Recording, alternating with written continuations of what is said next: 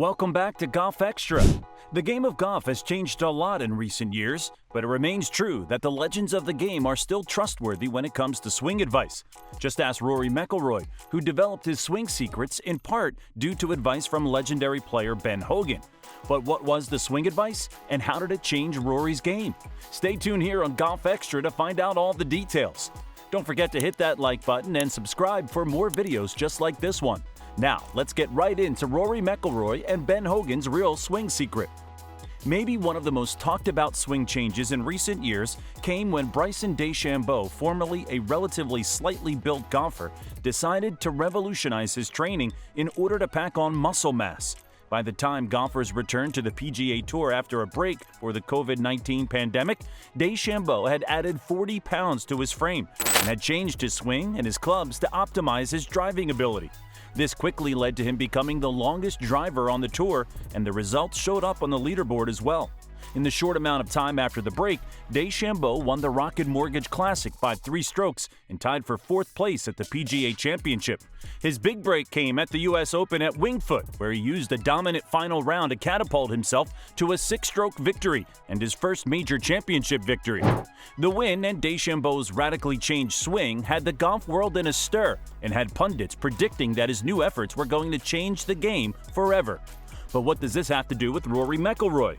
Well, he's been known as one of the longest drivers across the tour during his career, so it seemed reasonable that he would try to adjust his swing in order to keep up. Instead, McIlroy said that he didn't feel that DeChambeau's big changes were going to be a long-term change to the game, saying, "I think it's brilliant, but I think he's taking advantage of where the game is at the minute. I'm not saying that's right or wrong, he's just taking advantage of what we have right now. Look, again, whether that's good or bad, but it's just the way it is." Rory also offered some interesting commentary on what striving to increase driving distance and swing speed could do to a player's accuracy and overall game, saying, "You start to see progress in these speeds you've never had before, and you start to hit it by your playing partners by 30 and 40 yards, and you start feeling good about yourself. What you don't realize is that your swing is deteriorating." Going back to DeChambeau, Rory's comments have proved to be prophetic. While DeChambeau has still played well in the tournament since his initial dominant run, he suffered from struggles with accuracy in his overall swing. He's only won a single tournament since the U.S. Open victory in 2020, and the rumors have quieted that his driving distance has changed the game. However, McIlroy seems to have taken much of the same approach in trying to change his swing, at least at one point. Around the same time that Bryson was packing on the distance, Rory was also trying to improve his swing speed. Though he remained competitive, Rory felt that his swing ability and consistency was starting to fall apart. After a loss to Ian Poulter in the 2021 WGC match play, Rory felt that he was at a loss in terms of his swing.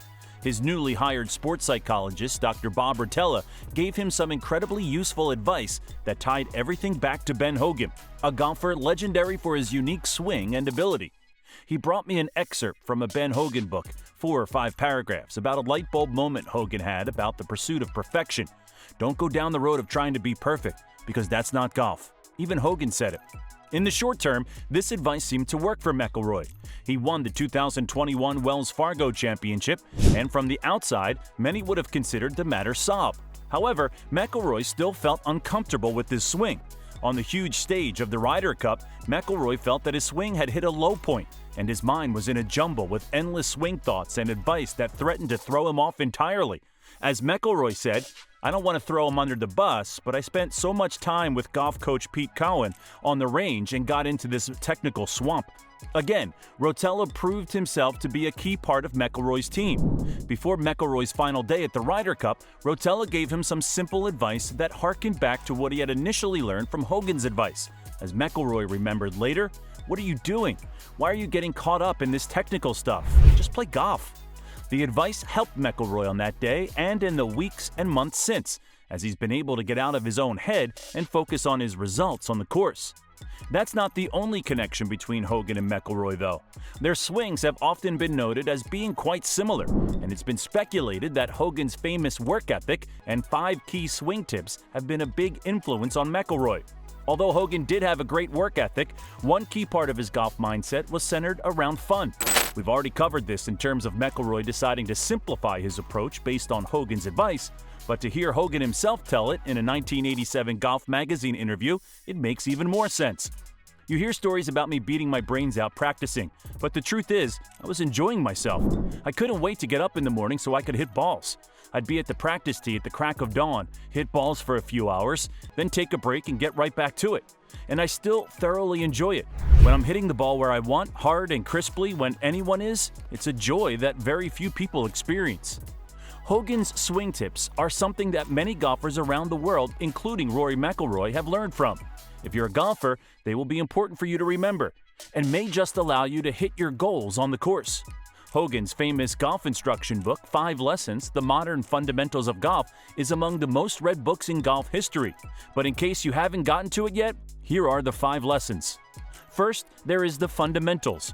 In this section, Hogan postulates that most golfers place an outsized emphasis on trying to drive the ball far, and instead should work on developing a consistent, repeatable swing that they can use across various types of shots. This directly correlates with what McIlroy described earlier in terms of how his focus on distance hurt his overall game. The next lesson is the grip, wherein Hogan says that the right-handed golfer should the inside pan of their left hand to put pressure on the club. This strong grip allows players to carry consistent power and accuracy through their swing, something that you can see McIlroy do in his swings. The third lesson is stance and posture. We won't try to beat the great Ben Hogan here, so here's his unfiltered explanation. The elbow should be tucked in, not stuck out from the body. At address, the left elbow should point directly at the left hip bone, and the right elbow should point directly at the right hip bone. Furthermore, there should be a sense of fixed jointness between the 2 forearms and the wrists, and it should be maintained throughout the swing. Again, look at McIlroy's swing and you'll see these tips in action. Finally, the 4th and 5th lessons are both contained within the swing, that is, the backswing and the downswing. Most importantly, Hogan emphasizes that the backswing should include a waggle, which allows the downswing to carry down at a consistent angle as if underneath an imagined pane of glass. Again, McIlroy's famed swing follows this rationale and makes him perhaps the best modern-day example of Hogan's fundamental golf lessons. Next time that you watch McIlroy out on the course, remember the impact that Hogan has had on him and try to envision the parallels between them. So, what do you think about the swings of Ben Hogan and Rory McIlroy? Do you think the purer swing of McIlroy will help him to win this year? Be sure to leave us a comment with what you think down below. Make sure you like, subscribe, and turn on post notifications so you can watch our latest content updates as soon as they drop. We'll catch you in the next one. Have a great day.